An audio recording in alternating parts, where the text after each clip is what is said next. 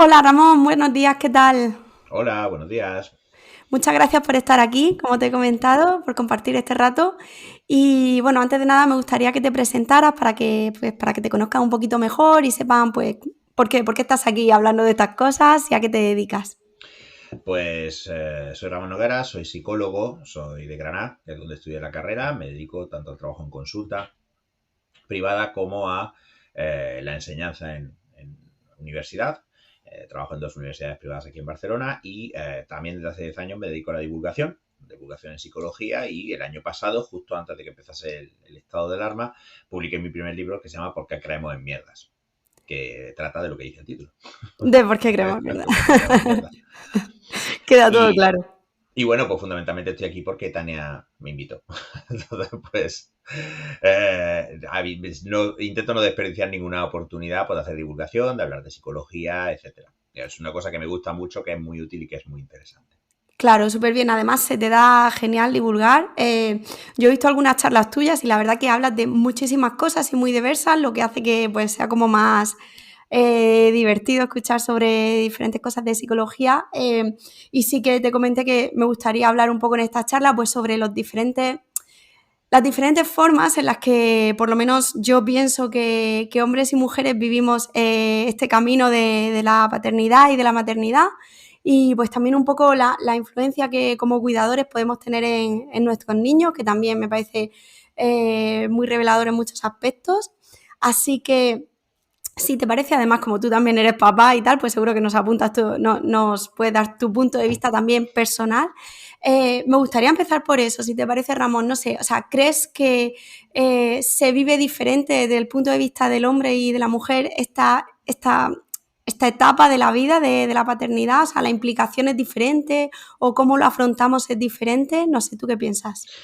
Hombre, yo estoy seguro de que es diferente, porque para empezar, en la paternidad y en la maternidad hay una persona que ha vivido un proceso fisiológico que es complejísimo y que es una carga muy grande y que tiene muchas veces consecuencias a medio plazo, como es pues, toda la gestación, todo el embarazo, el parto, etcétera, mientras que nosotros, pues no.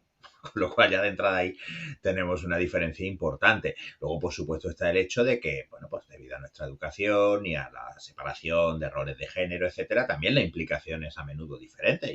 Y aunque hemos progresado muchísimo en esta dirección y yo creo que se van haciendo las cosas de una manera más equitativa, pues todavía tampoco estamos en una situación en la que haya una igualdad completa, porque una cosa no quita la otra, reconocer los avances que se han dado, pues no quita el hecho de reconocer que todavía queda espacio para mejorar y para avanzar. Entonces sí, además, bueno, pues seguimos manteniendo en muchos aspectos pues la idea de que la implicación es diferente, o sea, hay muchas cosas en las que por defecto se da por sentado que es la mamá la que se ocupa de determinadas cosas, pues por ejemplo, esto se ve mucho en los grupos de WhatsApp de padres de la clase, ¿no? Los típicos grupos estos infernales de grupos de WhatsApp donde pues la mayor parte de los participantes siguen siendo mamás y los papás pues somos pocos todavía, Claro. aunque de nuevo pues también esto está cambiando y también los papás pues se van a implicar. Pero sí, sí, definitivamente hay una diferencia y luego además, pues, pero como te decía, partiendo de la primera mismísima diferencia biológica, hormonal, fisiológica, pues ya de ahí lo que tú quieras. ¿Tú crees que ya en general el embarazo nos prepara a nosotras de una manera diferente para afrontar? O sea, mi sensación, por ejemplo, es que durante 9 meses del embarazo, como que nosotras tenemos ese tiempo para ir haciéndonos a la idea de lo que viene. Además, sí, corrígeme si no es así, pero creo que de hecho durante el embarazo ya hay esos cambios estructurales en nuestro cerebro. Y sin embargo, tengo la sensación de que como el hombre está como ahí en plan viviendo su vida y de repente un día, toma, este niño es tuyo y no están del todo preparados para eso.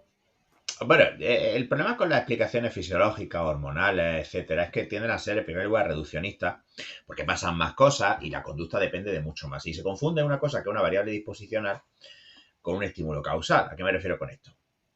Por ejemplo, las hormonas. Las hormonas pueden ser variables disposicionales, que es como denominamos a condiciones que hay pues, en el entorno externo del organismo o dentro del organismo para que facilitan o dificultan el que una conducta se lleve a cabo. Pues hay hormonas que, por ejemplo, muchas mujeres describen que en ciertos puntos del ciclo menstrual pues tienen más ganas de sexo, por ejemplo. Pues sí, efectivamente es una variable disposicional, pero no es determinante. Tú puedes no tener relaciones sexuales o que aunque tengas más ganas, tu pareja haga algo y se te quitan las ganas y entonces da igual las hormonas que tengas, ahí no va a pasar nada. En el embarazo pasa un poco igual. Evidentemente yo no puedo meterme en la experiencia que vosotras vivís durante el embarazo, porque eso pues, para mí es imposible. Yo he vivido los embarazos como acompañante, pero evidentemente yo no tengo ni idea de lo que es la sensación de tener todo ese desarrollo del bebé ahí dentro. Lo de los cambios de cerebro, el problema es que son muy dudosos. Porque aunque la parte de la neurociencia ha avanzado mucho, tendemos a pensar y a dar saltos explicativos que no se sostienen. Hay una frase que dice Emilio Ribes, que es uno de los psicólogos más importantes en lengua castellana, que dice que tú cuando estás mirando una resonancia magnética, tú no estás viendo pensamientos, tú estás viendo flujo sanguíneo.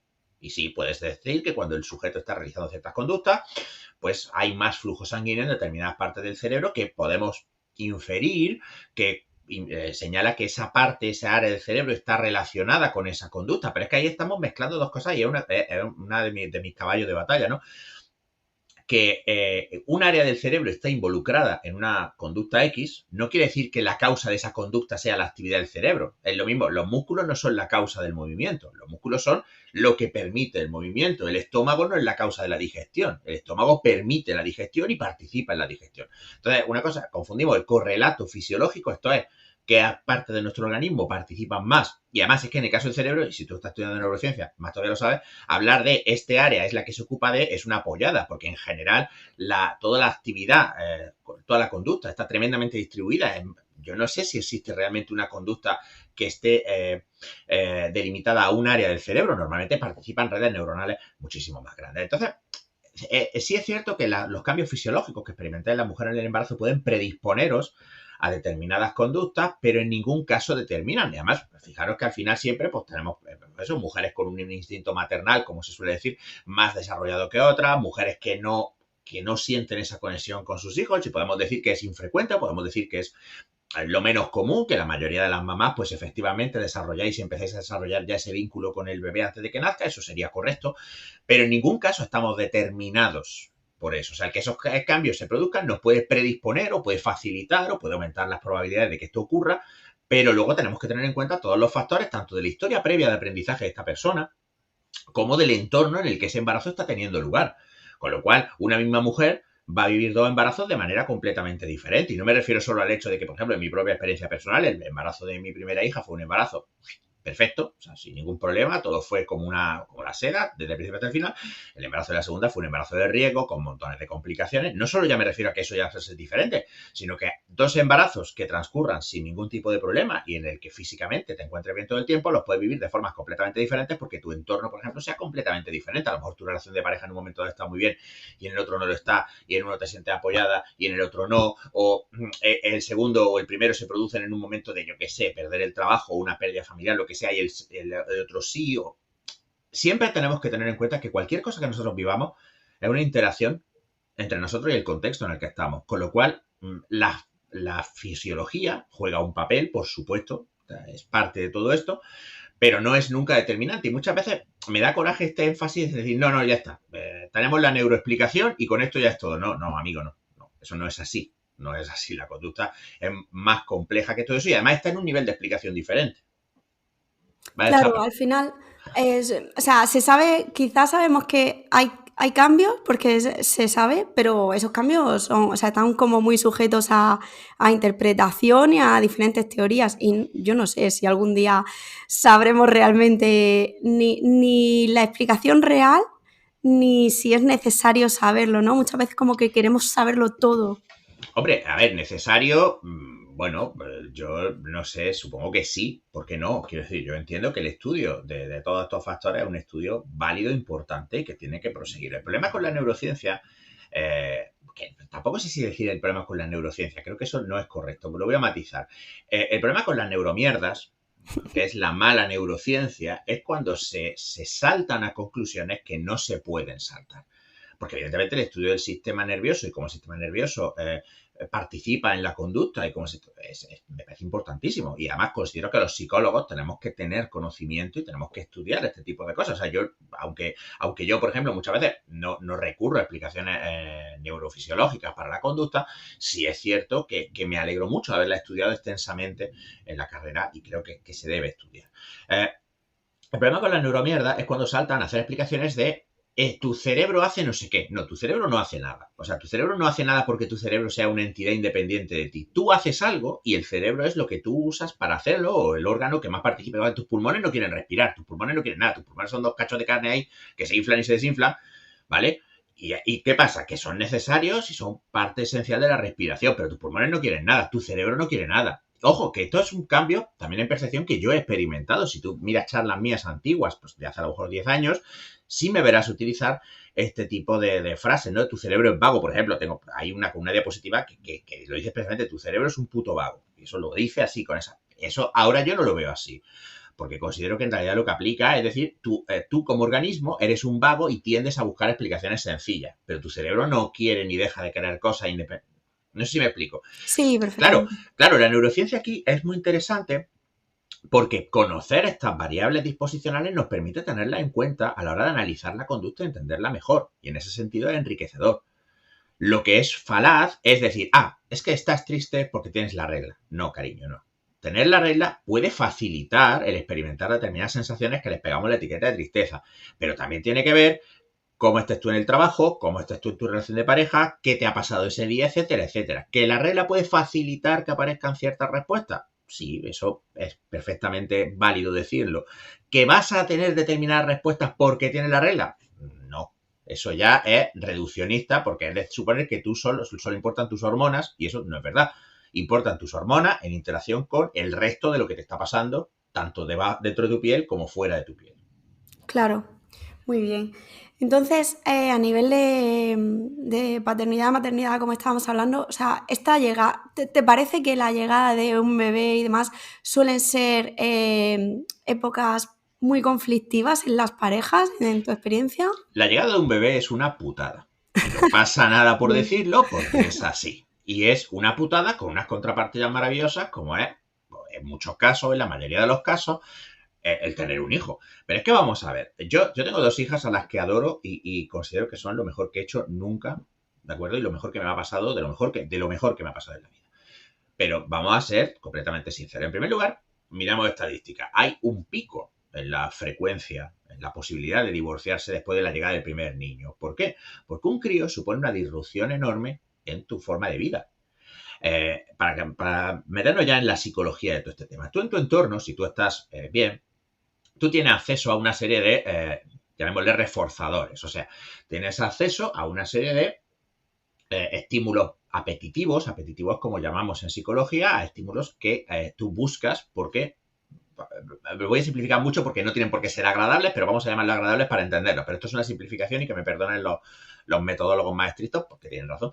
Entonces, tú tienes acceso a una serie de cosas. Por ejemplo, pues te vas de cañas con tus amigos y esa es una conducta que se ve reforzada con una serie de consecuencias positivas. Pues pasas un buen rato, te pones como las grecas, lo que sea, o vas al cine, o vas a andar por la montaña, o vas a clases de baile, o haces lo que sea que te guste hacer a ti. Muchas de estas cosas, al menos temporalmente, las tienes que dejar de hacer. Con lo cual, un hijo supone una pérdida de reforzadores. Además, un hijo supone la exposición a una serie de eventos que pueden ser aversivos. ¿A qué nos referimos con un evento aversivo? Pues un evento que percibimos como que no nos guste, que tratamos de evitar. Por ejemplo, yo he experimentado un cambio brutal en la ansiedad que me produce situaciones como, por ejemplo, ahora ya son un poco mayorcitas, ¿no? Pero comparándolas, cuando eran bebés, la fiebre. Para que te hagas una idea. Con la primera, pues cuando tenía 37,5 y un moco, pues yo me la llevaba a la clínica, yo vivo muy cerca de una clínica privada y pagábamos sanitas para tener acceso a esta clínica y tal, y me la llevaba así, Dios mío, salvad a mi hija, y tenía un moco, ¿sabes? Y un resfriado de mierda, el médico me decía, mira, tiene un resfriado, dale Dalsi o dale el otro Apiretal y vete a tu puta casa y si se pone mala, pues ya lo veremos, ¿no? Pero que esto es un resfriado, era un resfriado de mierda. Y mi hija la mayor tiene una salud de hierro. La segunda nació con 2 soplos. Con 5 o 6 meses la tuvieron que intervenir. O sea, tú imagínate el paripé. Bueno, pues esta niña que ha nacido y que ha tenido una operación que salió fantástica y completamente curativa y va a llevar una vida completamente normal. Lo único que va a tener es una cicatriz, una pequeña cicatriz. Ha estado a 39 grados y mi mujer y yo hemos tenido un diálogo más o menos como, la niña tiene 39, hostia, qué palo llevarla al médico. Mira, le vamos a dar Dalsy y si no le baja ya, si eso la llevamos, que es que me da pereza. Fíjate, ¿cuál es la diferencia? La diferencia ahí es la experiencia. Es el hecho de saber, bueno, pues normalmente los críos a veces cogen fiebre y si no se mantiene en el tiempo, no se prolonga, pues no pasa nada. Claro, todos estos eventos aversivos, esta ansiedad es especialmente pronunciada con el primero. ¿Por qué? Pues porque el primero te pilla todo de nuevas, no tienes ni puta idea de lo que estás haciendo. Entonces, claro, ya mantenerlo vivo ya es un desafío, ¿no? Y luego, por supuesto, además vivimos muy inmersos en una cultura del trauma, ¿no? De que cualquier cosa que tú hagas puede traumatizar a los niños para toda su puta vida, con lo cual, no es así. Esto no quiere decir, por supuesto, que puedas tratar a los niños a patadas, ni meterlos en una caja de zapatos y darles con una botella rota o dejarles sin comer. Evidentemente no, cojones, hay que tratar bien a los niños porque son personas. Aunque no lo parezca a veces, son personas. Y hay que tratarlos bien. Pero porque es tu deber tratar bien a la gente, no por otra cosa. Pero las personas somos muchísimo más resistentes al trauma de lo que nosotros pensamos. Uno de los artículos de investigación más bonitos y más, que lo cito mucho, más, me sale en inglés uplifting, más inspiradores, que yo he leído nunca, una revisión de Bonanno, que muestra que el 85% de las personas que experimentan situaciones verdaderamente traumáticas quiere decir, pues guerras, violencia, asesinatos, se van a recuperar sin tener secuelas psicológicas a largo plazo.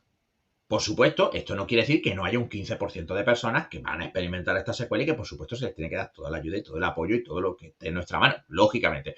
Pero lo que intento transmitir con esto es que esta palabra que se ha puesto a la moda, ¿no? La resiliencia, esta capacidad de recuperarnos de las situaciones traumáticas es la norma y no es la excepción. ¿Esto qué quiere decir? Pues que si un día tienes un bebé y la toma, en vez de dársela a las 12, se las da a las 12:30, no pasa nada. No le va a dar un trauma cerebral. De verdad que somos muy duros. Somos una especie muy dura. Que si un día le quita el juguete y el niño se pilla un berrinche, no pasa nada. No se va a traumatizar. Hace falta muchísimo más tiempo y además se tiene que juntar con otra serie de factores, porque uno de la idea más negra que ha inculcado el psicoanálisis de mierda en nuestra cultura es esa idea de que tú como padre eres completamente responsable de lo que pasa en la vida de tu hijo. Y si tú no eres un padre perfecto, tu hijo va a ser un desgraciado y va a arrastrar 11.000 traumas y tal. Y eso es mentira. Eso es mentira. Por supuesto que como padres tenemos que intentar tratar a nuestros hijos, cuidarlos lo mejor que nosotros podamos. Ese es nuestro deber y nuestra responsabilidad. Pero no tenemos ni podemos ser perfectos. Entonces, claro, toda esta mochila cultural se nos viene encima cuando vamos a tener nuestro primer hijo y, por supuesto, pues compramos todas las mierdas, porque además, por supuesto, pues, viviendo en una sociedad capitalista, pues evidentemente compramos todas las mierdas inútiles que nos venden, porque claro, ¿cómo no va a dormir tu hijo en una cuna con Bluetooth y cosas por el estilo, ¿sabes? Porque es que, a ver, ¿qué clase de mal padre eres? Pues no, señora, durante miles de años nuestros hijos han dormido en el puto suelo. En el puto suelo y ya está. Y no digo con esto que tu hijo tenga que dormir en el suelo, que es que siempre sale algún lerdo diciendo, mira el psicólogo que dice que hay que pegar a los hijos con una correa. No, cojones, no. Lo que digo es que, sencillamente, puedes permitirte comprar la cuna que a ti te vaya bien y tu hijo se amoldará y seguramente además ni se acordará de en qué cuna durmió y le importará 7 camiones de polla. Que puedes coger un día y decir, pues si mi hijo no tiene todos los juguetes y otros compañeros suyos sí, pues a tu hijo le joderá, porque le joderá que sus compañeros tengan juguetes que él no tiene, pero es que joderse es parte de la vida también. Aprender a joderse es parte de la vida y aprender que no se puede tener todo y que si tu compañera, por ejemplo, a mí mi hija mayor no para de darme por culo con que quiere una tablet, porque amigos suyos pues tienen una tablet o sus padres le dejan una tablet. Yo no tengo una tablet, a mí no me sale de los cojones y le he dicho, cariño mío, cuando tengas un trabajo te compras 3 tablets. Yo ahora no te voy a comprar una tablet porque es que no quiero. No quiero. Y esa frustración tienes que aprender a manejarla. Y sí, por supuesto, puedes ser asertivo y puedes ser amable y puedes explicarle el porqué de las cosas y decirle, mira, yo no quiero que tú tengas una tablet porque yo considero que tú no tienes todavía una edad para hacer un uso responsable y entonces considero que tienes que ser más mayor para poder optar a esto y ahora mismo no te hace falta y no quiero. Ahora, pues se está hinchando de leer, pues fantástico. Ojo, y que tampoco me puedo atribuir el mérito de que le guste leer. Sí, el hecho de que mi mujer y yo nos guste la lectura y que en casa haya muchísimos libros, puede ser una variable disposicional. De nuevo, puedes predisponer a que a nuestra hija le salga más fácilmente el tema de leer. Pero también puede ser que no. Y si no es así, no tienes que fustigarte diciendo, oh, Dios mío, he fracasado porque no he conseguido que a mi hija le guste la lectura. No. Los padres contribuimos de forma decisiva a la personalidad de nuestro hijo en el momento de la concepción. ¿Por qué? Porque en la personalidad y la mayoría de variables, rasgos psicológicos, como pueden ser la inteligencia, lo que llamamos personalidad, todas estas cosas tienen un porcentaje de heredabilidad considerable. Normalmente en torno al 50%, en el caso de la inteligencia es un poco más, algunos estudios la ponen en el 70, el 80, pero bueno, vamos a redondear un poco, vamos a hacer una simplificación, vamos a decir 50%. Esto quiere decir que el que tu hijo sea extrovertido o introvertido, alegre o melancólico, como lo quieras llamar, en un 50% depende de ti porque tú le pusiste unos genes. Pero claro, eso es cuando follaste. O sea, eso pasó cuando follaste. Ya a partir de ahí ya da igual, ya está. Ya se acabó tu contribución. Porque el resto de lo que va a ser tu hijo se va a ver moldeado por su historia de aprendizaje. Y en su historia de aprendizaje, los padres pintamos menos que Cagancho en Almagro. Porque aunque nosotros estamos acostumbrados a pensar que es importantísimo, porque claro, que vives en casa se nos olvida, que en realidad, y aquí entra la evidencia di una charla sobre esto que se llama el mito de la crianza, la evidencia muestra que hay cero relación entre tu estilo de crianza, las condiciones de la casa en la que vives y un montón de cosas con la personalidad de tu hijo. Pesa muchísimo más la relación que tu hijo va a tener con sus iguales, con otros niños, las compañías que va a tener, es el otro 50%. Y los padres solamente somos decisivos, ese 50%, cuando tenemos a nuestro hijo aislado, cuando nuestros hijos solo interactúan con nosotros. Claro, sí hay casos muy conocidos, porque siempre sale alguno y dice, pues la historia de las hermanas Polgar, no sé si las conoces. Sí. Pues son tres hermanas que tienen un padre que es un friki, que las educa de una forma completamente estricta y entonces acaban siendo grandes maestros de ajedrez, hablando no sé cuántos idiomas, etcétera, etcétera. ¿Pero por qué? Porque tuvieron un desarrollo completamente anormal. Anormal estadísticamente hablando. Porque no estaban con otros niños, no realizaban actividades con otros niños, sino que estaban todo el día. Claro, ahí sí, ahí los padres moldeamos a nuestras hijas. Pero eso no es normal. Y podemos argumentar que no tiene por qué ser deseable. Un niño, sobre todo, lo que necesita es contacto con otros niños. En la charla explico cosas alucinantes, como por ejemplo los niños supervivientes de los campos de concentración nazis. Figúrate qué experiencia puede haber, pocas experiencias puede haber, imaginarse más traumática que estar en un campo de concentración y ver cómo te matan a toda tu familia, y luego te cuida otro adulto y lo matan también, y luego te cuida otro adulto y te matan también. Esos niños crecieron sin experiencia, sin secuelas psicológicas. Y pasaron por Auschwitz. Quiero decir, claro, ¿cuál es la explicación? Esos niños se apoyaban entre sí. Cuando luego los rescataron y los llevaron a Reino Unido, esos niños eran terriblemente fieros con los cuidadores, pero se cuidaban entre sí. Los mayores daban de comer a los pequeños, se aseguraban de que los pequeños comieran. Y cuando esos niños crecieron, acabaron llevando vidas, bueno, pues vidas normales, con sus problemas y sus alegrías y sus cosas. Lo más importante aquí es darte cuenta que tú como padre tienes un montón de responsabilidades. Tienes que cuidar, tienes que enseñar habilidades que le van a ser útiles en el futuro. Tienes, por supuesto, que asegurarte que tengas acceso a la educación, sanidad, comida. Por supuesto, quererlo mucho es fantástico, pero ¿por qué es fantástico? Porque es fantástico. Los niños son súper agradecidos y cuando los quieres, hay muchas interacciones con los niños, son de puta madre. Pero si tu hijo, por ejemplo, es más trabajador o menos trabajador, si tu hijo tiene más curiosidad por la lectura o menos, no depende de ti. No depende de ti.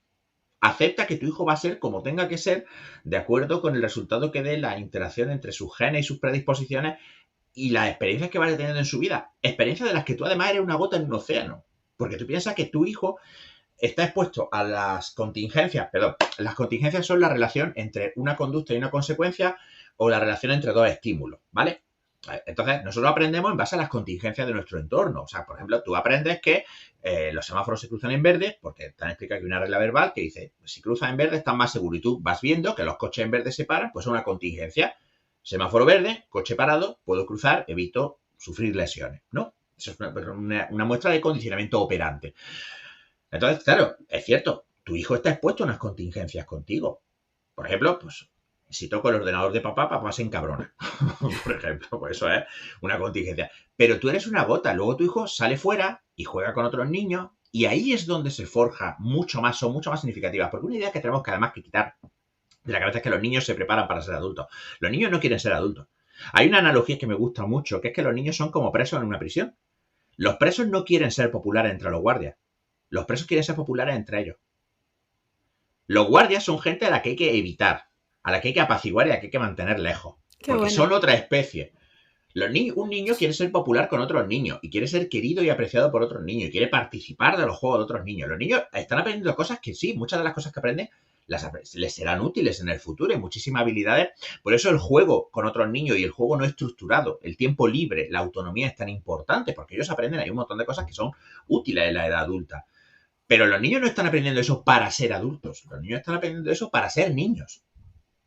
Cuando luego llega la adolescencia y te tu cuerpo empieza a cambiar y empiezas a desarrollar interés sexual y empiezas a todas estas cosas, entonces de repente dices, yo quiero ser adulto. Y entonces pues fumas y bebes y buscas tener relaciones sexuales y buscas imitar los comportamientos adultos. Pero a los niños nuestra vida no les interesa, es que somos un coñazo. ¿Cómo va a querer un niño ser como un adulto? Mi hija a veces, sobre todo la mayor, que dice, soy papá, soy Ramón Nogueras, y hace así como que está en un ordenador, estoy trabajando mucho. Y dices tú, hostia, qué puta mierda. ¡Qué puta mierda! Esto es lo que tú ves. Claro, no ve el trabajo en consulta tampoco, lógicamente, el trabajo en clase, ¿no? Pero claro, dice, tú lo ves y dices, es que tenemos que ser un coñazo. Claro, ¿qué es lo que hace mi padre y mi madre? Pues trabajar, hacer cosas de casa, etcétera. Sí, a veces vienen los amigos y están con ellos y tal, o jugamos a juegos de mesa, pero la mayor parte de nuestra vida les tiene que parecer un tostón. Entonces tú piensas esto, y esto se lo digo a todos los papás y las mamás que escuchan este podcast. De verdad, relajad la raja, en serio, relajad la raja. No Total. pasa nada, no influís tanto, no importamos tanto. Tratad a vuestros hijos bien, tratadlos lo mejor que sepáis simplemente porque lo merecen, porque son personas y porque si los tratáis bien, pues seguramente tendréis una buena relación con ellos y eso es bonito y es deseable, por supuesto que sí. Pero no va a pasar nada si un día le dice al niño, mira, no puedo jugar contigo porque estoy hasta los cojones. No pasa nada. No pasa nada porque a veces les enchuféis un rato la tele para poder dormir o echar un polvo o ducharos o lo que sea. No pasa nada, de verdad. Total. No tiene tanta importancia. Aquí yo creo que también hay mucho de ego, ¿no? Porque de inflarnos nuestro autoconcepto de como padres, como educadores, de decir, joder, es que mi hijo sabe ya escribir a los 4 años, eso es porque le puse a escribir su nombre o porque tal, o no sé, a nosotros en casa a veces se nos va un poco la pinza que en plan, pero ¿qué dices? Es que lo ha hecho en realidad él solo, ¿no? O sea, no he hecho nada, yo no he hecho nada, o sea, sabe hacer cosas que digo, yo no sé cómo ha aprendido, se ha aprendido solo.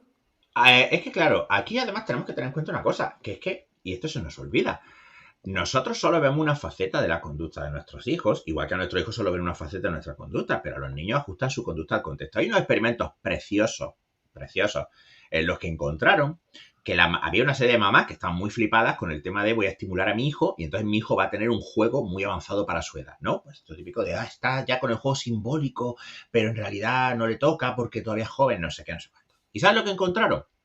Pues encontraron que cuando el niño estaba con mamá, jugaba efectivamente con un nivel más avanzado, más... y cuando mamá se iba, el niño volvía, regresaba a un juego acorde con su edad. ¿Por qué? Porque Qué el niño lo bueno. que había aprendido, el niño no estaba jugando juego simbólico porque el niño se estaba volviendo Einstein. O sea, dejad de ponerle putos vídeos de música clásica a los niños. O sea, si les queréis poner vídeos de música clásica porque os mola, pues ponerles vídeos de música clásica, que está guay, que a mí me gusta. Pero no penséis que va a ser Einstein. No, el niño aprendió que mamá se pone contenta cuando yo hago esta apoyada. Pues ya está, pues hago esta apoyada. Ahora, ¿por qué la estoy haciendo? Yo qué sé, pues porque mamá se pone contenta. Ya está. Los niños, entre sí, por ejemplo, modifican su relación cuando hay adultos cerca. Hay muchos estudios que han encontrado que los niños son mucho más sexistas cuando no hay adultos delante. ¿Por qué? Porque cuando estamos los adultos delante, nosotros castigamos las conductas sexistas, ¿no? Cuando los niños dicen, no, las niñas aquí, los niños allí, nosotros decimos, Manolito o Juanita, tío, esto no está bien, porque los chicos y las chicas, en fin, les contamos todo este mensaje, que está bien que se lo contemos, no está mal. ¿Entiendes? Pero luego cuando el adulto se va, pues los niños hacen lo que les pide el cuerpo, que es, pues tú por tu ley, yo por el mío, porque los niños son máquinas, como las personas, son máquinas de hacer categorías. Y una de las categorías más tempranas y más evidentes es que los niños empiezan a discriminar por sexo a los 3 años. Es el sexo. Y no pasa nada, ya les dan el interés por el otro sexo cuando les toque. No pasa absolutamente nada. A partir de cierta edad, de hecho, no vamos a poder separarlo. ¿Vale? Pero lo que te quiero decir con esto es que muchas veces nos engañamos, como tú bien dices, porque queremos pensar que tenemos un impacto importante. Y la realidad es que no. En primer lugar, porque no tenemos ni puta idea de lo que estamos haciendo. ¿Cómo lo vas a saber? No puedes saberlo. Tú no puedes controlar todas las contingencias del entorno de tu hijo. No es una caja de Skinner. No es un laboratorio de análisis de comportamiento donde tú puedes controlar todas y cada una de las estimulaciones que recibe ese organismo. No puedes. Tú puedes hacer una serie de cosas que mejoran tus probabilidades. Lo que te decía antes, si tú vives en una casa con muchos libros y tus hijos te ven leer, podemos argumentar que es más probable que a tus hijos les interese la lectura. Pero si no les interesa la lectura, no es que has hecho nada mal. Si tus hijos te ven cocinar, pues mira, por ejemplo, si mis hijas a mí me ven como me ven hacer cosas en casa, pues poner lavadora o limpiar o cocinar de vez en cuando o lo que sea, pues probablemente mis hijas dirán, vale, pues los adultos cocinan tanto los hombres como las mujeres, tanto los papás como las mamás. Vale, y eso está bien, eso está guay que lo vean. Pero no tienen por qué ser aficionada a la cocina porque mi mujer sea muy aficionada a la cocina. Podemos decir que sí se facilita, pues sí, pero también hay una predisposición eh, propia a que te guste la cocina y a lo mejor resulta que mis dos hijas cuando crezcan no tienen más aspiraciones en la vida que calentarse una pizza. Pues ya está. Si Claro, eso es así, no tiene sentido que mi mujer y yo nos fustiguemos diciendo, ay Dios mío, si las hubiéramos estimulado culinariamente más, ahora les gustaría cocinar.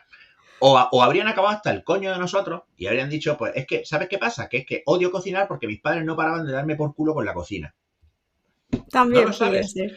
Yo soy partidario de dar opciones y de presentar posibilidades a los críos. Entonces, yo, por ejemplo, a mí me gustan los videojuegos y a mí me gustaría que a mi hija les gustara, me gustaría compartir eso con ella. Entonces, yo juego y en función de su edad, por supuesto, también juego con ellas. Les jugamos juntos a videojuegos.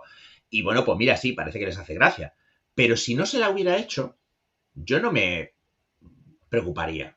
Diría, ah, vale, pues no te interesa y lo dejaría estar. Y ya está. Y lo dejaría correr. Pues oye, mira, no le gusta. A lo mejor resulta que le gustan cosas que a mí no me interesan también. A mi hija mayor le gusta el fútbol, a mí no me gusta el fútbol. A mi mujer no le gusta el fútbol, a nadie de su entorno cercano le gusta el fútbol y a ella le gusta. Pues ya está. Sí, al Eso, final es ofrecer cosas, yo creo, o sea, ofrecer alternativas sin emitir juicio.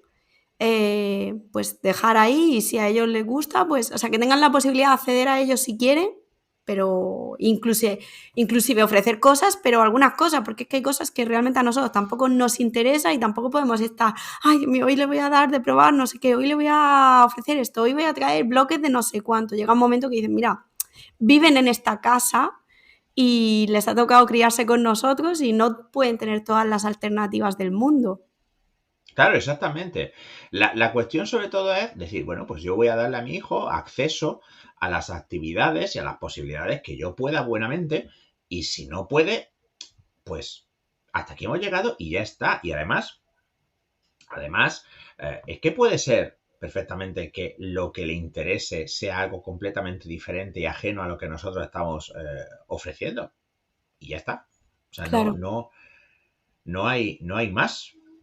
Entonces, Ramón, o sea, ¿tú qué dirías? ¿Cuál dirías que es entonces, si tenemos claro que los niños van a aprender igualmente lo que tengan que aprender, ¿por qué dirías a un padre o a una madre, tienes que esforzarte en hacerlo de esta manera o no esforzarte? ¿O cuál es o sea, cuál es el papel? ¿Cuál es el papel que tú ves que tenemos nosotros ahí? Aparte de velar por su integridad física, obviamente. El tema aquí es que, además de los cuidados básicos, efectivamente, eh, yo creo que lo más que podemos hacer los papás son unas cuantas cosas. Primero, podemos esforzarnos en enseñarle habilidades que no van a aprender en su entorno con los amigos. Por ejemplo, estas habilidades de mantenimiento de la casa, ¿no? Pues lo que es enseñarles a limpiar. Que además muchas veces están muy deseosos de ayudar y muy deseosos de ayudar a poner lavadoras y de poner la mesa y quitar la mesa. Estas cosas, incentivarlas, pues está muy bien porque son buenos hábitos que además no van a aprender en su entorno externo. Entonces, eso ahí sí. Podemos, por supuesto, como decía, darles acceso, pues a, por ejemplo, pues estas típicas cosas de las extraescolares, pero de nuevo sin culpabilizarnos. O sea, no hace falta estimular cognitivamente a tu hijo 24/7, pero si quieres apuntarle a un extraescolar o apuntarle a inglés o darle la oportunidad de realizar estas actividades, pues también está bien. Yo creo que es muy útil, fíjate lo que te digo, aunque esto suena muy técnico, aprender verdaderamente principios de modificación de conducta. Hay manuales buenísimos, clásicos, descatalogados, porque claro, esto no es un mensaje que esté tan de moda, ahora la moda va por otro sitio, ¿no? Pero yo, por ejemplo, hace poco accedí a un manual de conducta, de modificación de conducta que está descatalogado, de la editorial Trillas, una editorial mexicana que hizo un trabajo absolutamente increíble en cuanto a la divulgación de la psicología científica y que de verdad espero que se rescate ese fondo editorial porque es la hostia, ¿no? De principios de modificación de la conducta infantil, ¿vale? Donde pues da técnicas y pautas muy interesantes, cómo modificar la conducta infantil, exactamente de Blackham y Silverman, que quien lo quiera se lo puedo pasar por PDF porque yo creo que ya esto ni está en catálogo, ni nada, donde da pues instrucciones, pues, explica los principios de pues por qué el castigo es indeseable y por qué el castigo es poco eficaz frente a otras cosas como por ejemplo la extinción o la práctica negativa, cómo se modifican ciertas conductas, cómo se pueden ayudar, pues con, por ejemplo, conductas agresivas. También es un libro antiguo porque, por ejemplo, hay cosas que describe como indeseables, como la conducta afeminada, que hoy día, pues con una sensibilidad mucho más inclusiva y mucho más, afortunadamente, mucho más tolerante y respetuosa, vamos a decir, pues mira, yo aquí no tengo nada que modificar. Pero, por ejemplo, los básicos de qué conductas, darnos cuenta que, por ejemplo, a veces podemos estar reforzando conductas indeseables. Una cosa muy básica, por ejemplo, el hecho de que muchas veces los padres reforzamos las conductas que queremos extinguir en realidad, sin darnos cuenta. Por ejemplo, cómo nuestra atención a veces es un reforzador muy potente.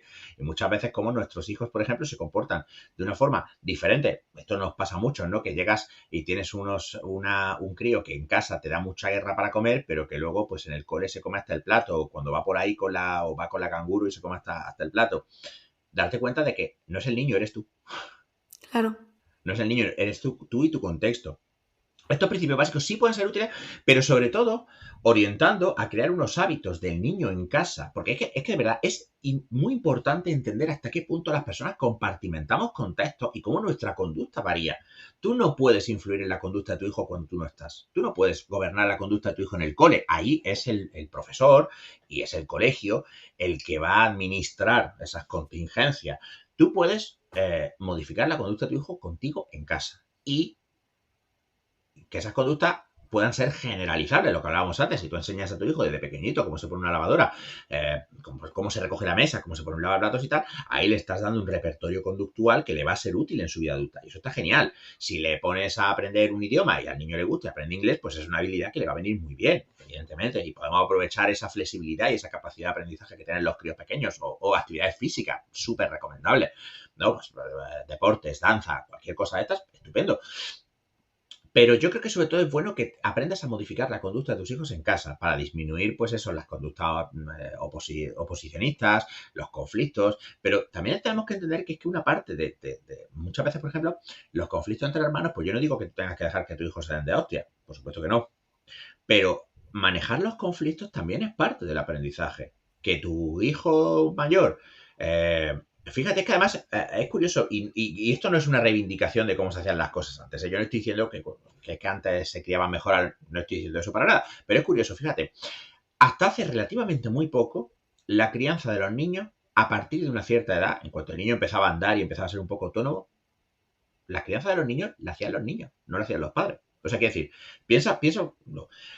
Y no me voy hace 2 siglos, me voy a ir a los años 80 y 90, a los años 80, porque en 1990 yo cumplí 14 años, me voy a los 80.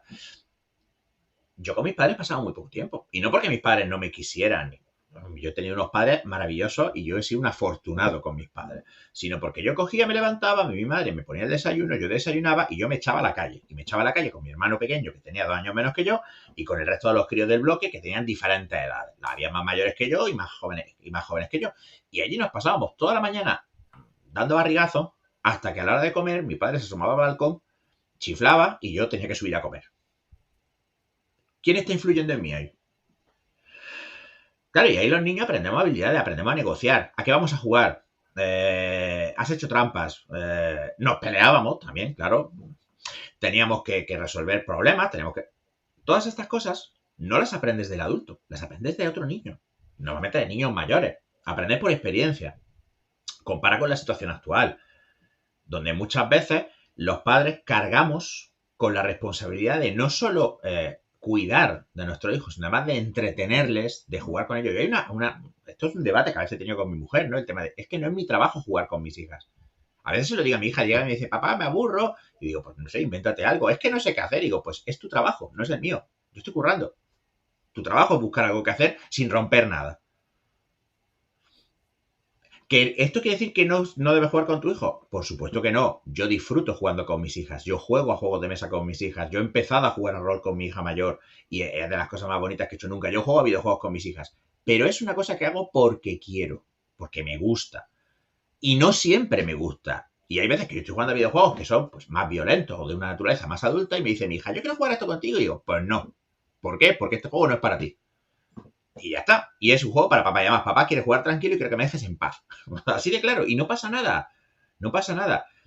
Tienes que realmente gratificarte con esto, no castigarte con esto.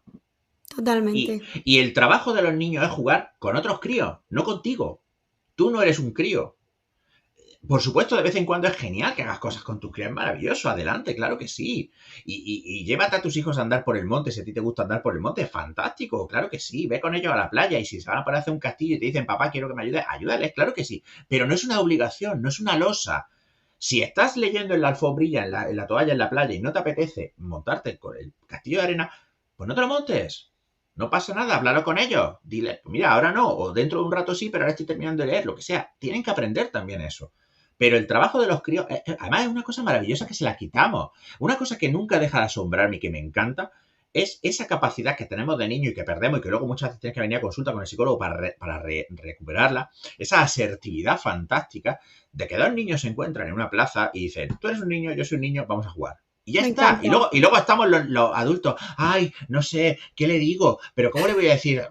Tío, mamarracho, aprende de tu hijo o de tu hija. El otro día fuimos a comer estaba mi madre por aquí de visita y nos fuimos a una placita que hay aquí en mi barrio, en San Andrés, una plaza preciosa que es la Plaza Masada, unos soportales muy bonitos, completamente cerrado.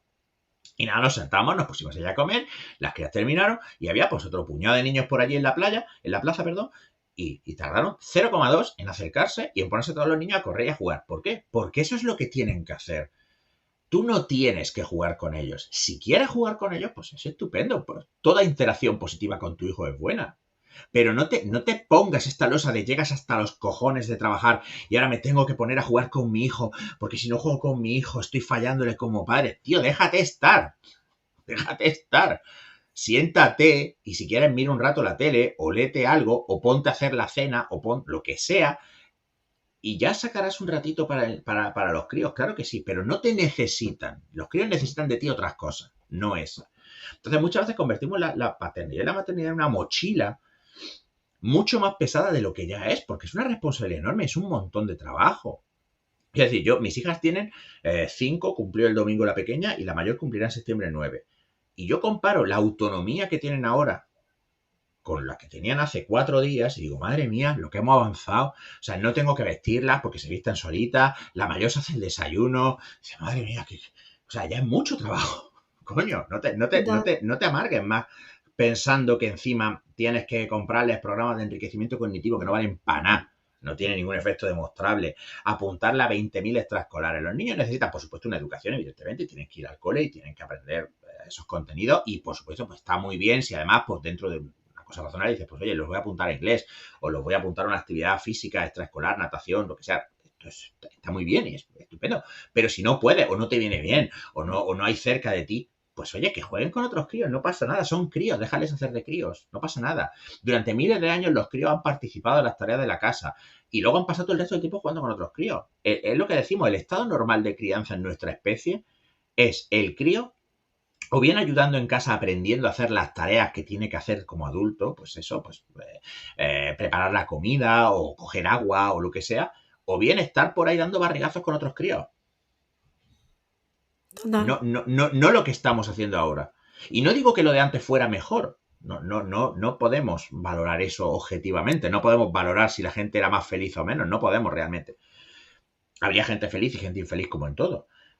Pero sí nos da una pista, creo yo, importante acerca de las limitaciones que tiene el alcance que tenemos como padres y cómo muchas veces nos echamos encima una serie de obligaciones que no nos corresponden y sobre todo nos asustamos de una serie de cosas que no nos tienen por qué dar miedo. No Pero sé si me estoy explicando.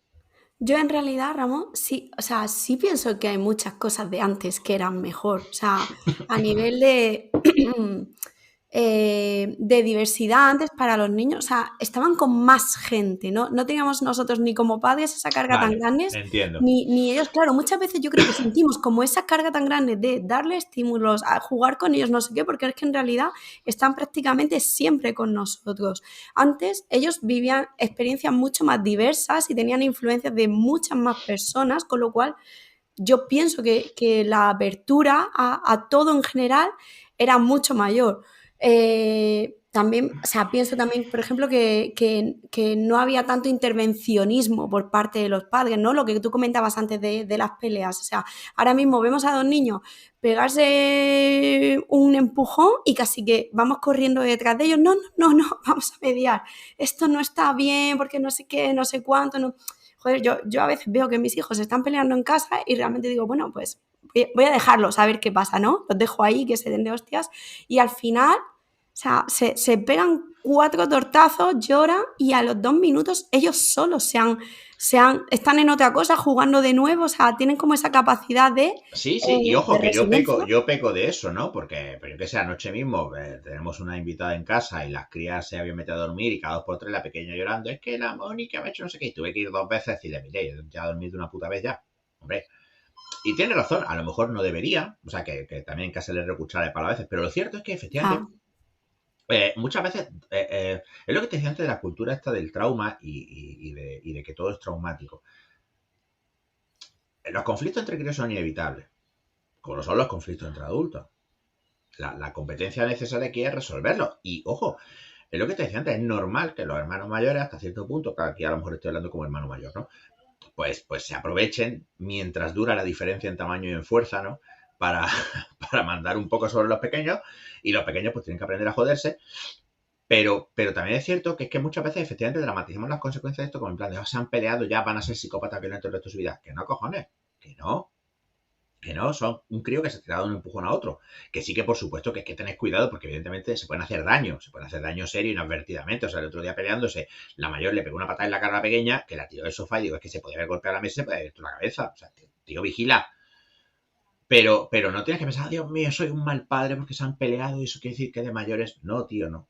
No, no, claro. tío, no. Y luego, por ejemplo, no sé a ti lo que te parece, pero yo otra cosa que veo y que también entraríamos en el tema del sistema educativo tal y como está configurado, es que los niños siempre están con niños de su misma edad. Entonces, al final, o sea, no sé, Pero creo que es eso tampoco enriquecedor. es tan verdad. Eso tampoco es tan verdad. Porque luego, por ejemplo, permíteme que te haga Sí, aquí el matiz. Mi hija pequeña, no, la mayor, perdona, el otro día me estaba hablando de un amiguito suyo y él está en tercero y esos amiguitos estaban en quinto.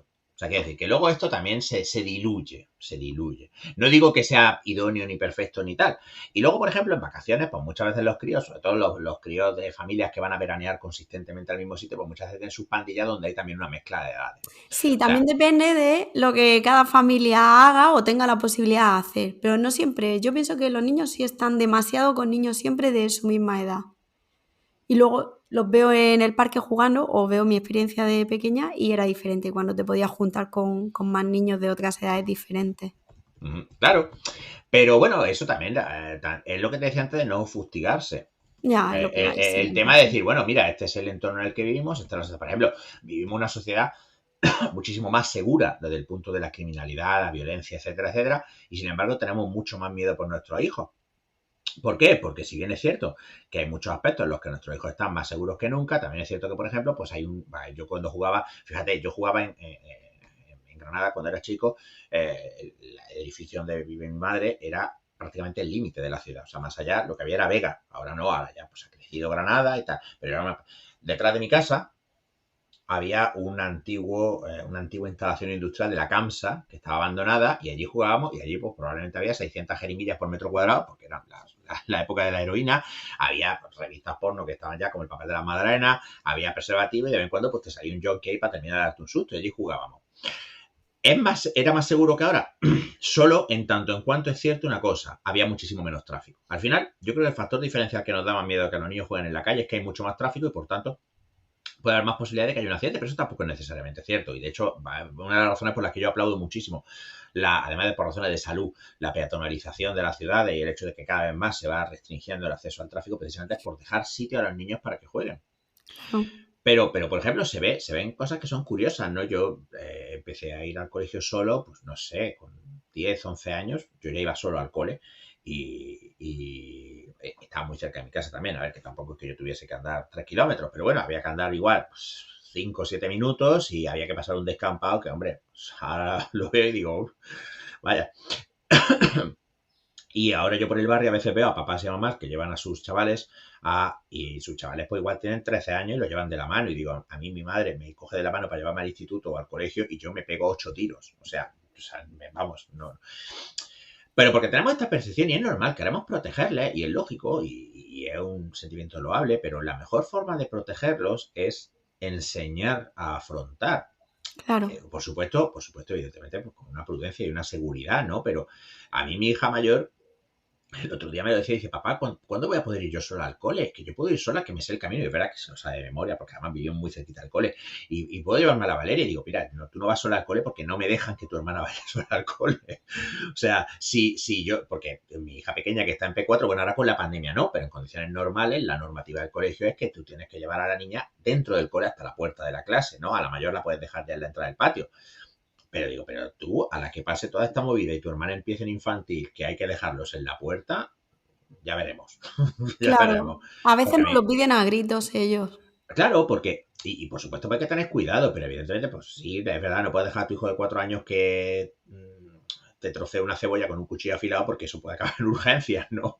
Mm, Pero darles estas oportunidades de ir probando su independencia. Pues me quiero bañar solito, venga, va, pues te bañas y yo me siento, a ver qué haces, y le vas corrigiendo, pues a lo mejor es mejor para ti, es mejor para él, él va a estar encantado porque va a estar haciendo cosas claro, solito como los mayores, y llega un momento en el que de repente dice, hostia, es que me quita una carga.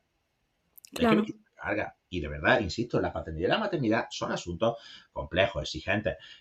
De por sí, no hace falta complicarse más la vida. No hace falta Ujú. complicarse más la vida. Entonces, yo veo muy positivo todo lo que sea ayudar a los niños a tener independencia, pero también tenemos que reconocer eso, que, bueno, pues que las condiciones de nuestra sociedad tampoco son las mismas, que, por ejemplo, muchos papás pues tienen que llevar a sus hijos al cole en coche porque resulta que es que el cole no está cerca del, de la residencia, con lo cual, pues es que a lo mejor dices, joder, es que yo no puedo coger a mi hijo de 8 años y decirle que se pegue una hora de transporte público para ir a. Para Sí, a ir a. ver, todo hay que ponerlo en su contexto al final, pero está claro que se puede hacer más. ¿Y por qué comentabas, Ah, Ramona, y que ojo, te voy a hacer un dime? matiz más y que de nuevo vamos a Sí, incidir en la importancia del contexto. Quiero decir, los críos que, por ejemplo, viven en pueblos pequeñitos donde todo el mundo se conoce, pues es muy probable que tengan muchas más facilidades para pasarse el día jugando con otros críos que los críos que son hijos de gente, ¿verdad?, que viven en una ciudad y que viven en una zona con un tráfico más denso, etcétera, etcétera. No todo el mundo tiene parques cerca, no todo el mundo tiene. O sea, es que todo esto se tiene que tener en cuenta sobre todo por lo que te decía antes de no torturarse. O sea, decir, bueno, pues mira, este es mi contexto, estas son las cosas que yo puedo hacer y entonces pues esto es lo que yo voy a hacer dentro de lo posible y dentro de el contexto en el que yo claro, vivo. Y no obcecarse con una perfección idealizada que no existe, porque sí, los críos que viven en el campo, pues sí tienen la posibilidad de salir a jugar al aire libre con otros críos y de tener aire libre y jugar afuera, que eso es muy bueno, pero los críos que están en ciudad pues tienen acceso a bibliotecas o tienen acceso a otros recursos que a lo mejor los críos del pueblo no tienen. O sea que no hay un entorno perfecto, idóneo, y si no estás en ese entorno, tu hijo va a ser un desgraciado y esto es una mierda. claro, claro. Te quería preguntar antes, cuando has comentado el tema de los manuales de modificación de la conducta y demás, que has dicho algo así como, bueno, como que ya no interesaban que esos manuales o que chocaban con lo que se había ahora, no sé. No sé Ujú. exactamente cómo lo has dicho, pero algo Sí, en sí, ese sí. plan. Sí, sí, que la moda va por otro lado. Eso, ¿a qué te refieres? Vamos a ver. Yo soy psicólogo conductual. Yo me identifico con una corriente que se llama conductismo, ¿vale? Es una de las corrientes que hay en psicología basada en la evidencia. Es una corriente que empieza a principios del siglo pasado con la publicación de un manual llamado el Manifiesto Conductista de un hombre llamado John Watson y luego pues que ha ido produciendo, para empezar, muchísima conocimiento que es esencial en psicología hoy día. Las leyes del aprendizaje y las leyes que gobiernan la conducta son una de las contribuciones del conductismo que ningún psicólogo a día de hoy discute. Nadie discute lo que es el condicionamiento clásico, el condicionamiento operante y los procedimientos de modificación de conducta desarrollados por los conductistas están en la base de todas las terapias basadas en la evidencia. Entonces, ¿qué pasa? Que, por un lado, está esta idea, esta mitología, ¿no?, de que el conductismo es una cosa que ya está superada, extinguida, y no es cierto. El conductismo sigue produciendo investigación y produciendo conocimiento. Y luego, además, la sociedad ha cambiado y muchas veces hay una serie de mitos sobre el conductismo eh, que identificándolo como una especie de cosa muy fría, ¿no? Como muy mecánica, ¿no? En plan robótico. Se dicen cosas como que sí, las técnicas conductistas funcionan con animales en el laboratorio, pero con personas no, mentira, etcétera. Entonces, ¿qué pasa? Que se ha puesto de moda una pedagogía, pues precisamente muy de favorecer el desarrollo natural de los críos, etcétera.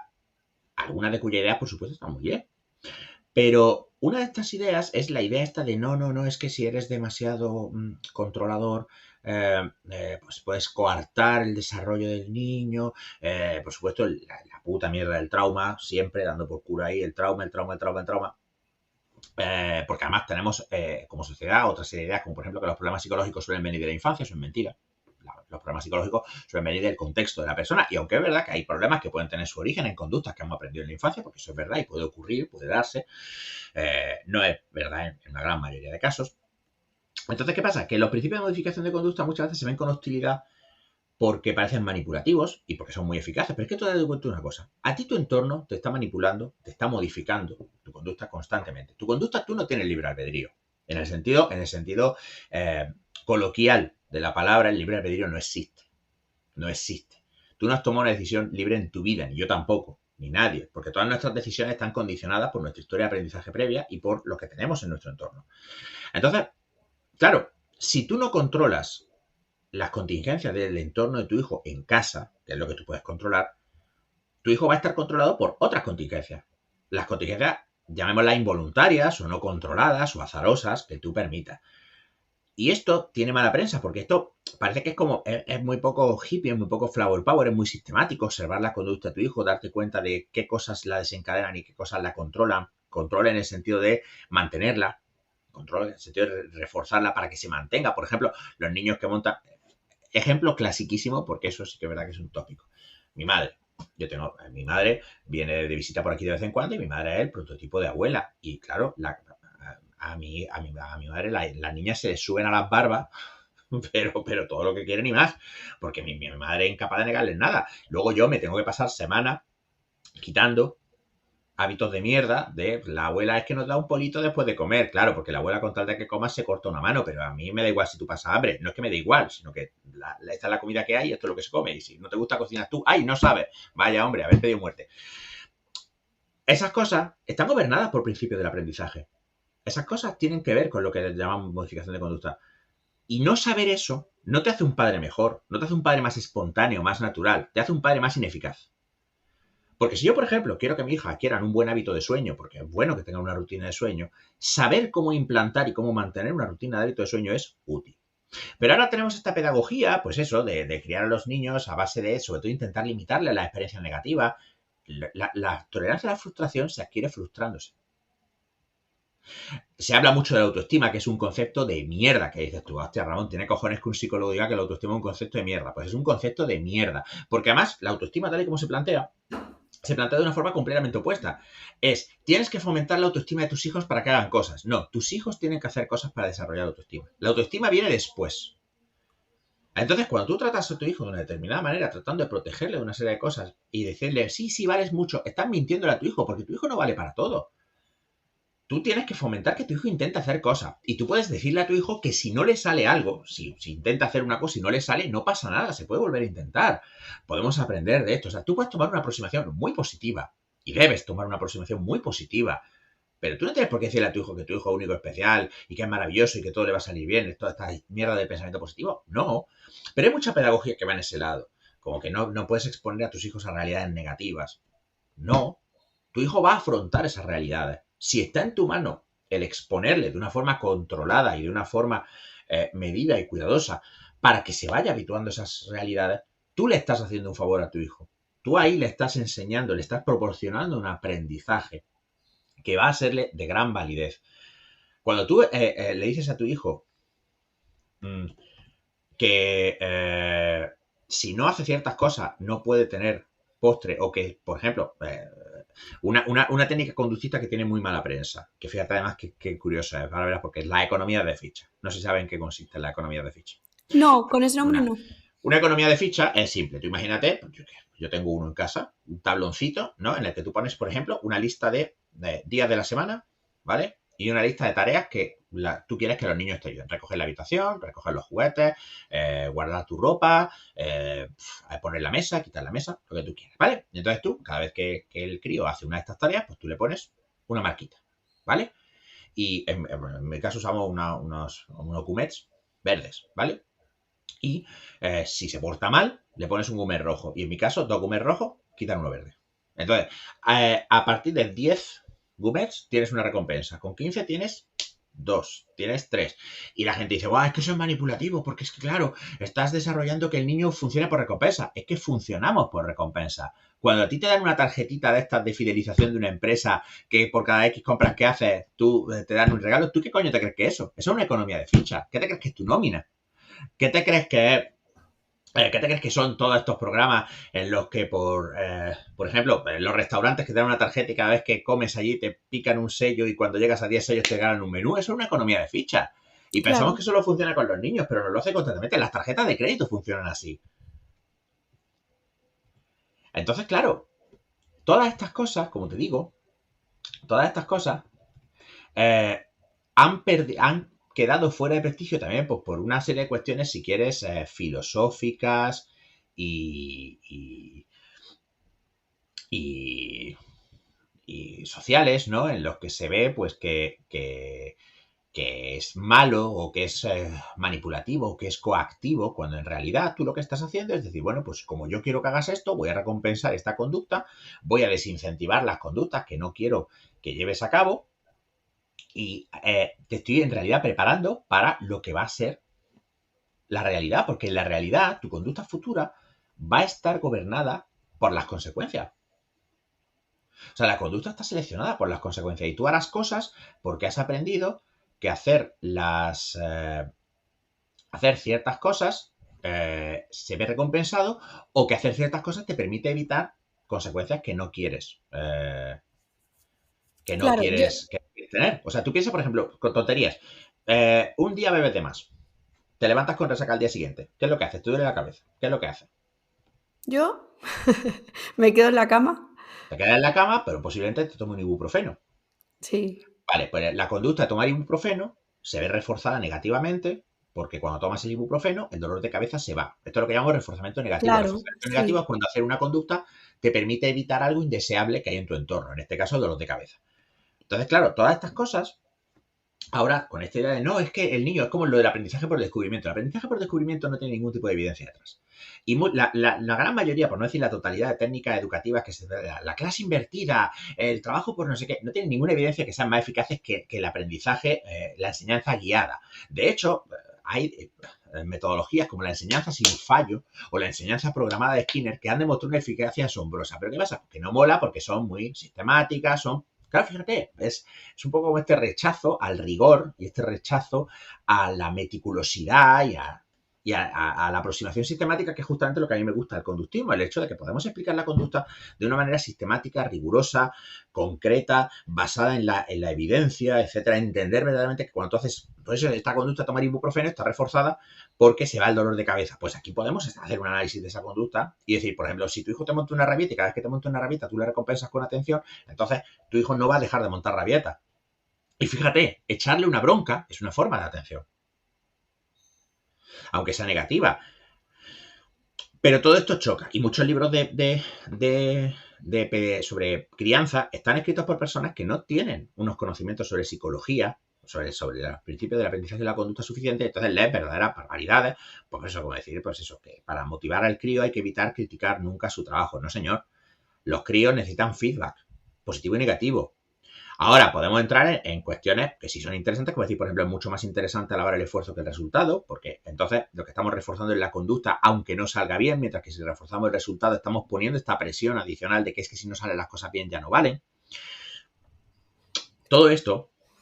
Claro, yo veo que al final es que el problema es que como que todo se lleva a los extremos. O sea, creo que mucha gente, por ejemplo, critica este tema de la economía de fichas, como tú lo llamabas, por el tema de que se puede perder ese valor intrínseco del acto en sí, pero claro, no tendría por qué en realidad, ¿no? Tu hijo, o sea, tampoco veo ni siquiera necesario a lo mejor hacer ese formato de las fichas, de poner los puntos y demás. O sea, el niño simplemente puede aprender que, o por lo menos yo lo intento así en casa, no sé, me sale muy Pues bien o no, funciona que te cagas. que yo no lo he usado nunca, pero bueno, o sea, es verdad, por ejemplo, Claro, sí que pero te no lo digo, has usado, sí que no te lo has digo que yo usado porque no. llego a casa y digo a mi hijo, hay que poner la mesa. Y él me dice, pues las típicas cosas que dice la niña, ¿por qué lo tengo que hacer yo todo? No sé qué, yo paso, no hace mucho más.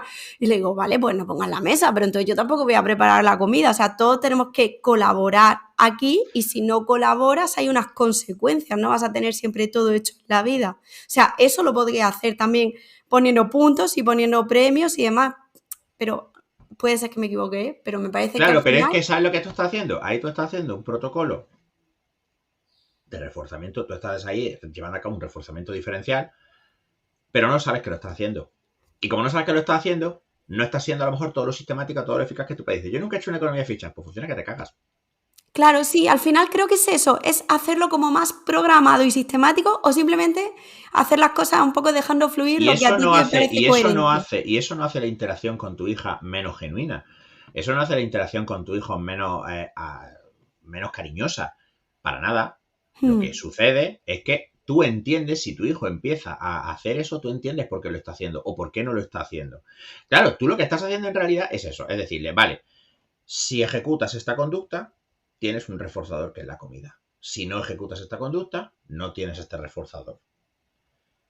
En realidad tu hijo no sabe que esto es un bluff, porque tú la comida la vas a hacer igual, porque no te vas a quedar sin comer tú. Claro, nos hmm. estamos contando con que tu hijo a esa edad todavía no tiene suficiente alcance, ¿no? Como para llegar a decir, sí, sí, mamá, sí que te vas a quedar sin cocinar, sí.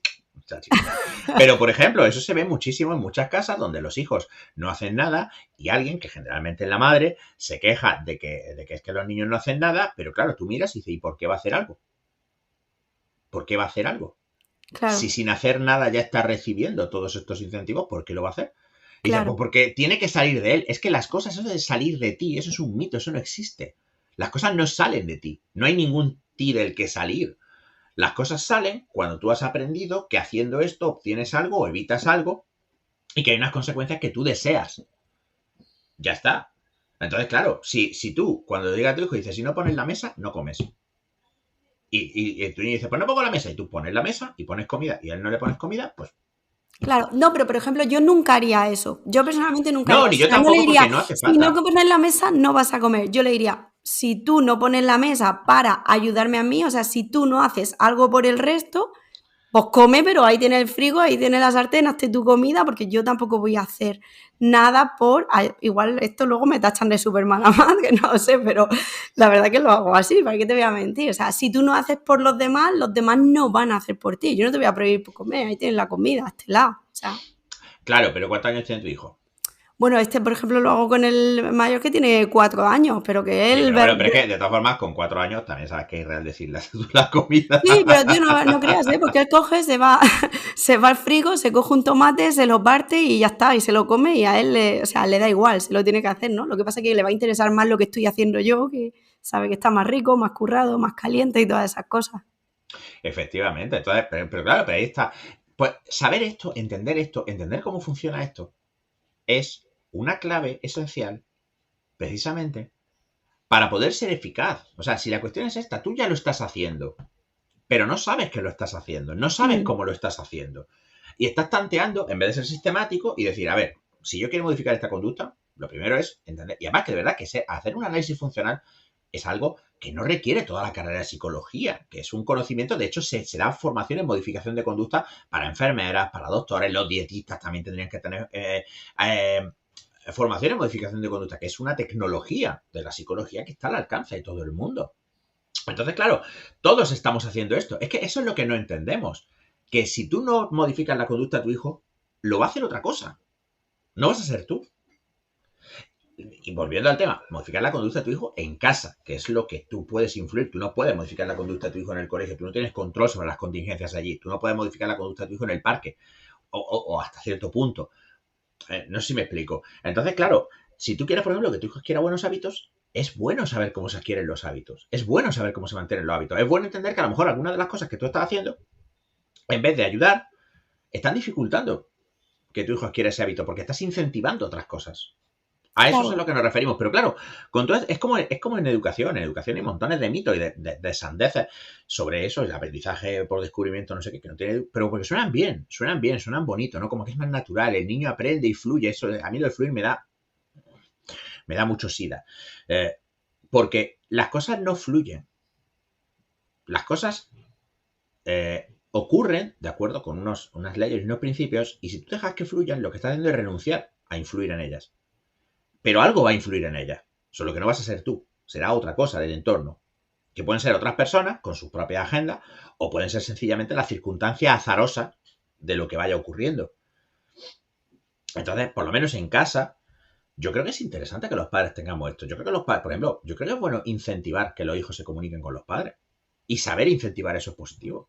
Yo creo que es claro, claro que positivo sí. incentivar hábitos de orden, hábitos de buenas rutinas en cuanto a la alimentación, por ejemplo, el uso de determinados dispositivos, el que tus hijos, tú seas capaz de enseñar a tus hijos a autorregular el uso de las pantallas, el uso de las consolas, el uso de, por ejemplo, que tu hijo tenga mira, un programa de economía de fichas que no se llama, que no lo llamaríamos así, pero que en el fondo lo es.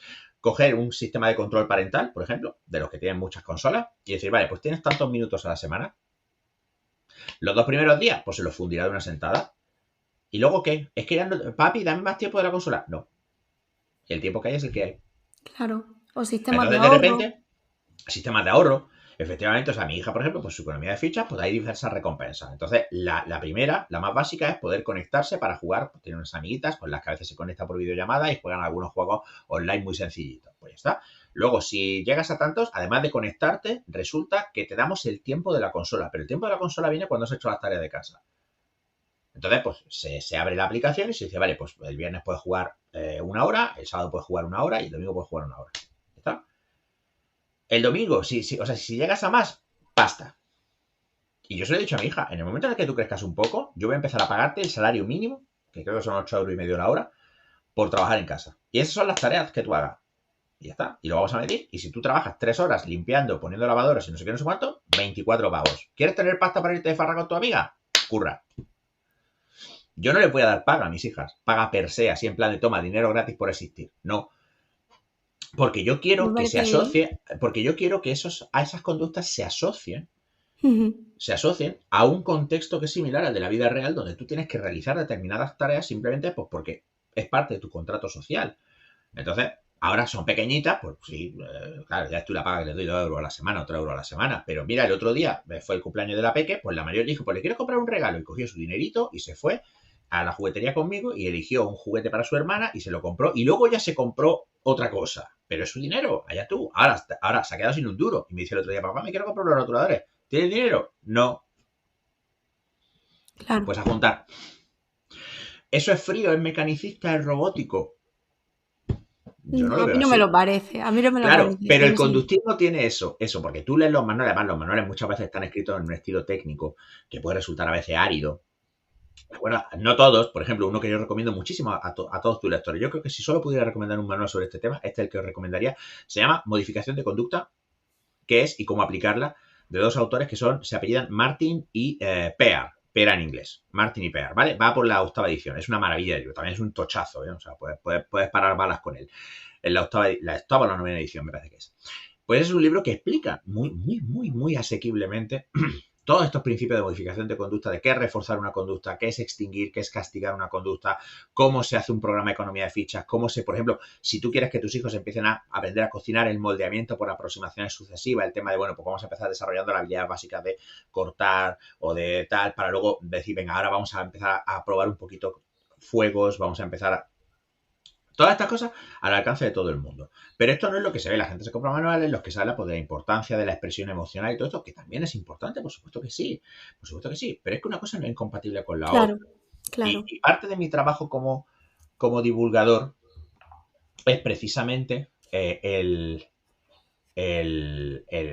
romper estos mitos acerca del conductismo y acerca primero, el mito de que está acabado y desfasado y superado y todo eso y que hizo contribuciones importantes pero que ya ha sido superado. No, señor.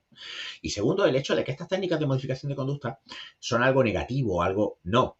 Porque además, y voy a insistir, si tú no sabes usarlas, otro las está usando contigo.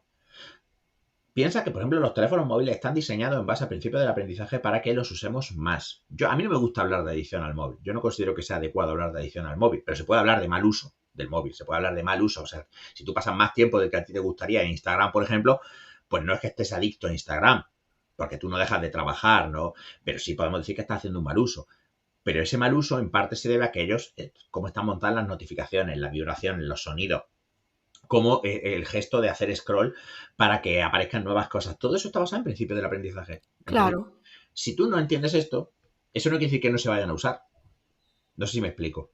Sí, sí, Yo creo que perfectamente. eso es Sí, al importante. final yo creo que el problema es que la gente no sabe realmente lo que es. Y luego cuando hablamos de cuidar a nuestros niños, educar a nuestros niños, o sea, tú hablas de modificación de conducta y como que solo lo pensamos en los niños, pero en realidad, en los ejemplos que tú ponías antes al principio, o sea, es algo que todos tenemos, ¿no? Todos modificamos nuestra conducta a raíz de refuerzos positivos y negativos y de las diferentes formas de aprendizaje Eso es. operante, condicionado y demás continuamente. Pero como es muy desconocido, toda esta jerga, por así decirlo, pues asusta, lo escuchas y parece que asusta. Claro, y además que es lo que te decía, en pedagogía ahora está muy de moda el constructivismo, la idea está de que los críos tienen que construir su propio conocimiento, dejándoles un poco así a su bola y tal, y yo considero que eso no hay evidencia de que sea necesariamente más eficaz, ni en términos de resultado, ni en términos de que el niño disfrute más o menos de la experiencia. Y se denigran mucho, por ejemplo, aprendizaje sistemático, pero además es que es falaz, porque luego cuando llegan a la universidad, o cuando llegan a un ciclo superior, o cuando llegan a un grado formativo,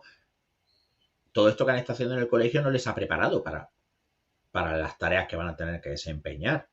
Con esto no digo que tampoco que tengamos que volver a una metodología de enseñanza medieval de un señor dictando clase y toda la gente tomando nota y luego regurgitándolo en un examen oral. Tampoco digo eso. Hay muchísimos procedimientos. Pero, por ejemplo, si te interesa, hay una entrevista fantástica que hacen en Psicoflix al profesor Santiago Benjumea. Es larguísima, son casi 3 horas de entrevista, ¿vale? Y hay una parte en la que Santiago Benjumea habla de sus comienzos en la Universidad de Sevilla y habla de cómo dieron la asignatura de psicología del aprendizaje.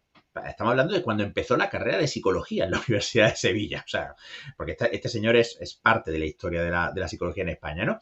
Y entonces este caballero cuenta que desarrollaron un sistema por el cual, para aprobar, no había clase. A ti se te daban unos materiales y los horarios de clase eran horarios en los que los profesores estaban en clase y tú aparecías por allí y decías, hola, me quiero examinar del tema 4 y te ponían un examen, tú te examinabas del tema 4 y cuando pues has aprobado el tema 4. Haciendo todos estos exámenes tú podías conseguir un aprobado, ¿vale?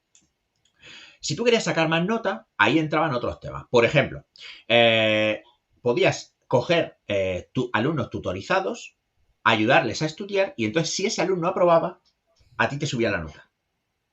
Fíjate qué cadena de reforzamiento tan chula se está usando ahí. Mm. Estoy reforzando el que tú estudies, pero además estoy reforzando el que tú asimiles el material de forma tal que tú lo puedas explicar a otro. Si tú eres capaz de explicarlo con éxito, midiendo este éxito de forma objetiva, con que el otro alumno ha sacado un aprobado, entonces tú tienes un notable. Pero si quieres un sobresaliente, hay tareas experimentales que puedes realizar en el laboratorio de aprendizaje animal, con tus ratas, tus palomas, tus jaulas, tus cajas de Skinner y tus cosas, y ahí vas al sobresaliente. Pero todo completamente sistemático y no se impartía clase en un sentido tradicional del término. De verdad, si tenéis espacio, miraros esa entrevista porque es una pasada, de verdad. Porque Sí, yo lo voy a mirar. el canal de Psicoflix es una pasada y la entrevista con Santiago Benjumea es la hostia. Pero Lo voy ese a ver. párrafo, esa parte concreta, ¿no? Más bien en la primera mitad de la entrevista, creo que es, donde le preguntan un poco por su trayectoria y tal. Eso es enseñanza programada según Skinner. Y eso es una cosa que se supone que está totalmente de moda, pero es tremendamente eficaz. Yo utilizo principios similares en mis clases en la universidad. Y mis alumnos salen y años después mis alumnos todavía son capaces de explicarme lo que es un condicionamiento operante, son capaces de explicarme el modelo de modificación de conducta del jinete y el elefante que les enseño en clase, los problemas de la toma de decisiones y todo eso. Pero mis clases son tremendamente guiadas. No sé si me explico. Y Sí, esto no lo digo para perfectamente. tirarme el pisto de lo buen profesor que soy. No, no, se te entiende Porque yo perfectamente. no es que yo sea un profesor muy bueno, es que estoy utilizando unos principios que están completamente consolidados y completamente asentados en la evidencia. Ujú. No es que yo sea muy bueno, no lo soy, sino que estoy usando una tecnología que está muy puesta a prueba. En el plano de la crianza, que a fin de cuentas de lo que va este podcast, pasa un poco igual. Tú puedes usar estos principios de conducta para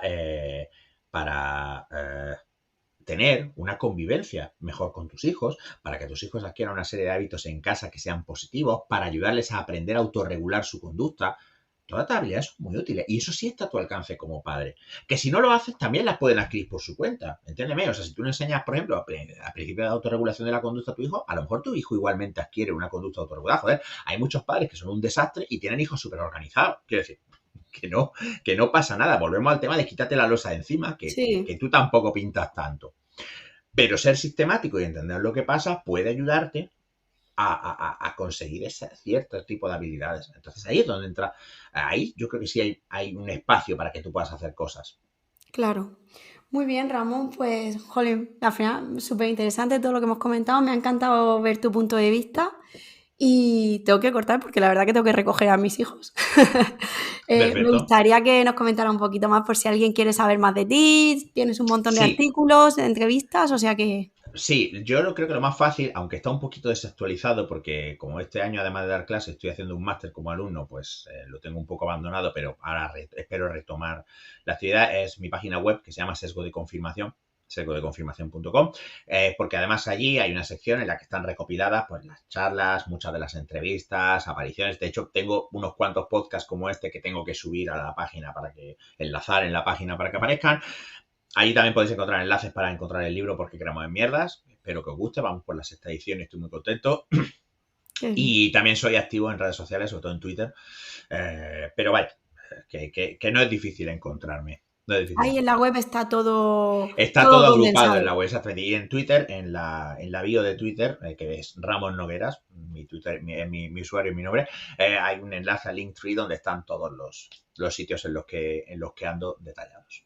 Genial. Pues nada, muchísimas gracias. De Gracias nuevo a me ha ti. encantado charlar contigo y pues nada, seguimos en contacto. Espero que a todo el mundo le sirva la entrevista, por lo menos para coger otras ideas diferentes de lo que se ve un poquito también a día de hoy. Estupendo, pues un placer y cuando quiera nos volvemos a ver. Un abrazo. Un abrazo.